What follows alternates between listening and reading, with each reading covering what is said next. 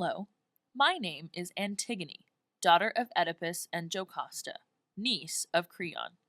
You are about to read Sophocles' play all about me and the story of my family. Before you do that, though, you'll need some information about Greek life and Greek theater, Sophocles himself, and my family's not so happy history that will help you understand and hopefully enjoy the play. Let's first start with Greek life and Greek theater. In Greece, in my time, it were the men that held all of the prominent positions in society, such as politicians, philosophers, and teachers. The men in this play, like Creon, Haemon, and Tiresias, all have a considerably important position in Greek society. Women, on the other hand, had no rights. We were often married off young, usually by 16, to an older man, and this was a marriage often arranged by our fathers. I was a bit more fortunate than many women because I was the daughter of a king, and therefore had a little more freedom than most women, but I was still nothing more than a pawn in the hands of men. Greece was an amazing place, and the Greeks truly set up the foundations of your modern Western civilization. They achieved great heights in philosophy, history, drama, architecture, and sculpture, and in many ways wrote all of the rule books for every aspect of culture. Greek was also progressive in terms of its government. Greek was the first recorded democracy in history, which meant that the citizens of Greece demanded freedom of thought and discussion, and valued the input of its citizens in governmental decision making. The Greeks were also big on theater. In fact, true classic Greek drama started out as dance, which is where you get the English word chorus from. Choros means dance in Greek.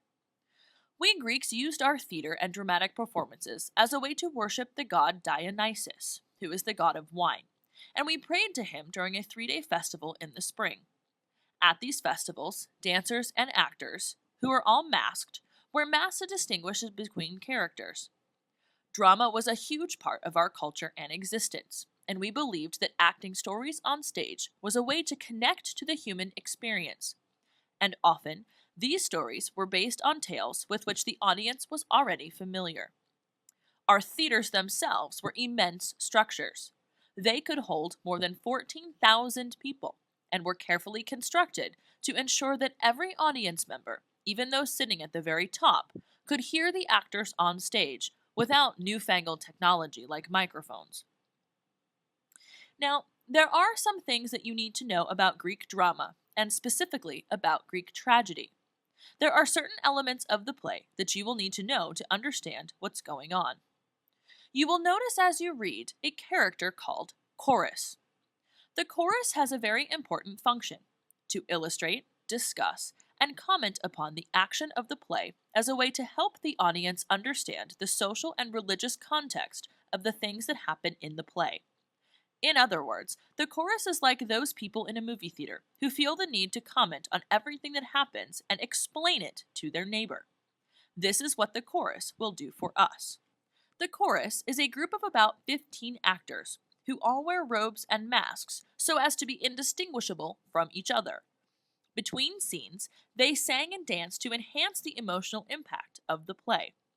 The chorus is often considered the ideal spectator because they represent the intended response that ordinary citizens, like the audience, should have to the tragic events unfolding.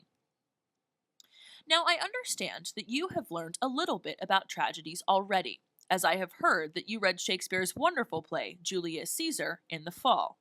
But in case you need reminding, here are some of the elements you'll need to know to be able to understand the reason my story is a tragedy.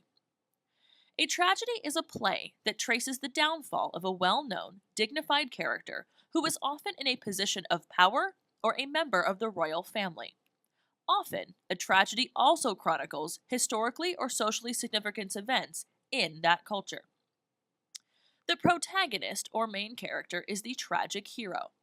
This tragic hero always has some kind of tragic flaw, which is often an excess of a trait, such as having too much pride, having too much power, or, in my father's case, who is the tragic hero of his own story, too much curiosity. This tragic flaw ultimately leads to the hero's downfall, usually after the hero has recognized the flaw, but also after it becomes too late to do anything about it. The tragic hero is also often combating against an antagonist, bent on opposing that character and helping drive them to their ultimate downfall.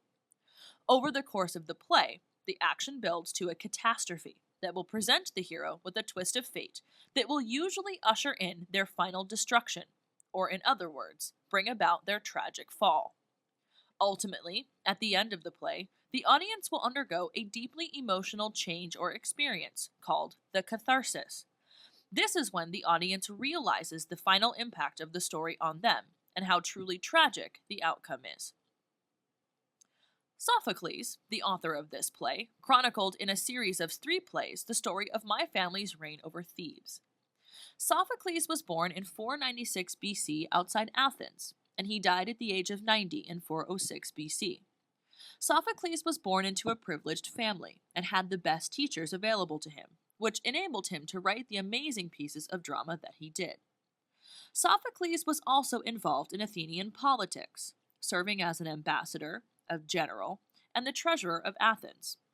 But aside from his political achievements, Sophocles is one of our most successful and celebrated dramatists, participating in the annual Spring Festival each year and winning the festival's playwriting competition 18 times over the course of his career. According to history, he wrote 123 plays, of which 7 survive today, including his 2 most famous, Oedipus Rex and Antigone, about my father, our family, and the messy ends we meet. What is amazing about Sophocles is that his plays almost always feature a main character who finds conflict with others because they stand firmly behind their principles, and those principles are often in stark contradiction to the popular opinion. And that's where I come in. I am Antigone, and my family is well known in Athens as the tragic royal family of Thebes. My story follows my father's, and so, to understand my story, you must also understand a bit about my father's.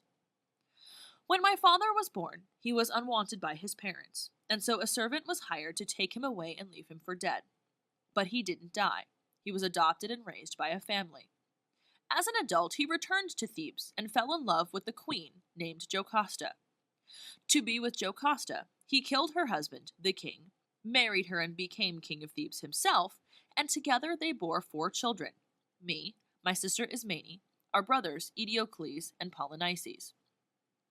Later in his life, a plague troubled Thebes, and as the king, my father wanted to solve the problem to keep his family and his citizens safe. Desperate to learn what was wrong, eventually my father Oedipus discovered that the source of the plague was himself. He was the child of Jocasta and her dead husband. Without knowing it, he had killed his own father and married his mother. Discovering this knowledge drove my father insane. He gouged his eyes out and went into exile, where he later died.